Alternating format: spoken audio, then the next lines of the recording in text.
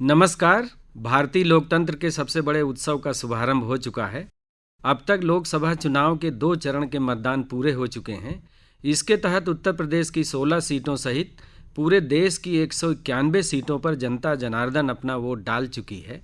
यह चुनाव कई मायने में खास है। यह चुनाव भारत को दुनिया की 5वीं अर्थव्यवस्था से तीसरी अर्थव्यवस्था में सम्मिलित करने का चुनाव है। यह चुनाव 2047 तक देश को विकसित राष्ट्र बनाने के पथ पर अग्रसर अभियान को गति देने का चुनाव है। मतदान केंद्र पर जाने से पहले आप प्रधानमंत्री नरेंद्र मोदी जी के नेतृत्व में अपना दल यश की घटक वाली राजग सरकार के जन कल्याणकारी कार्यों को एक बार जरूर याद करें।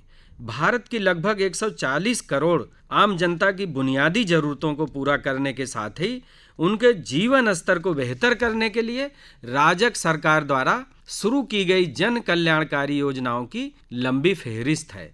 देश में लगभग 11 करोड़ शौचालयों के निर्माण और खुले में शौच बंद होने से अनेक बीमारियों की रोकथाम हुई है। पाइप से शुद्ध पेयजल मिलने से भी प्रतिवर्ष लाखों बच्चों की जान बच रही है।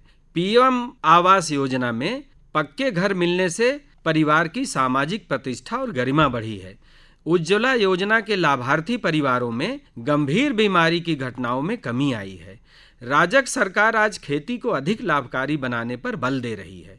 पिछले 10 सालों में लगभग 18 लाख करोड़ रुपए एमएसपी के रूप में धान और गेहूं की खेती करने वाले किसानों को मिले हैं। यह 2014 से पहले के 10 सालों की तुलना में 2.5 गुना अधिक है। राजग सरकार ने हर नागरिक की गरिमा को सर्वोपर रखते हुए सामाजिक न्याय की अवधारणा को और मजबूत किया है।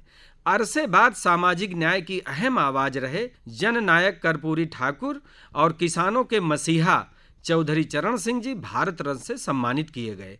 मेडिकल की नीट परीक्षा में ओबीसी आरक्षण लागू हुआ। केंद्रीय विद्यालयों व सैनिक स्कूलों में ओबीसी आरक्षण लागू हुआ।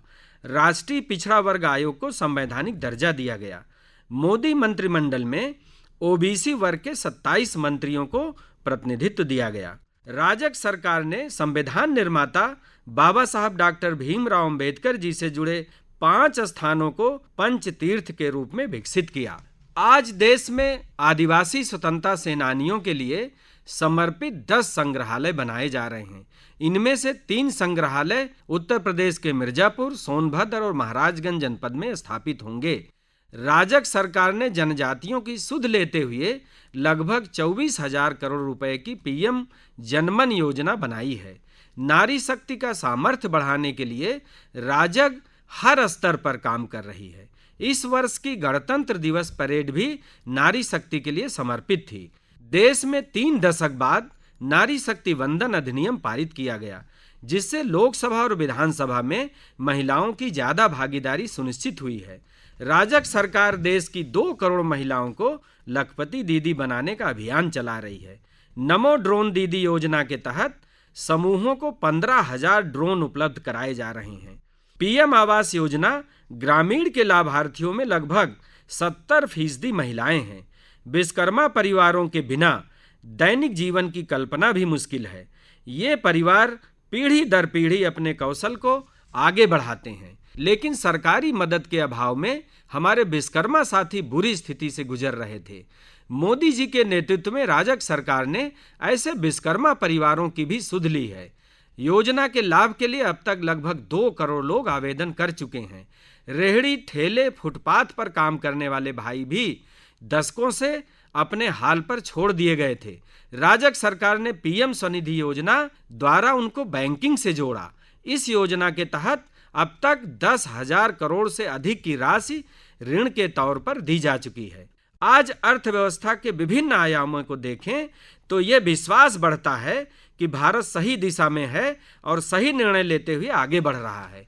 ऐसे में अपना दल सोनेलाल और राजग को मिलने वाला आपका एक एक वोट समतामूलक समाज की स्थापना के साथ ही सुरक्षित और समृद्ध भारत का निर्माण करेगा। आपका एक वोट देश की दशा और दिशा निर्धारित करेगा। जय हिंद,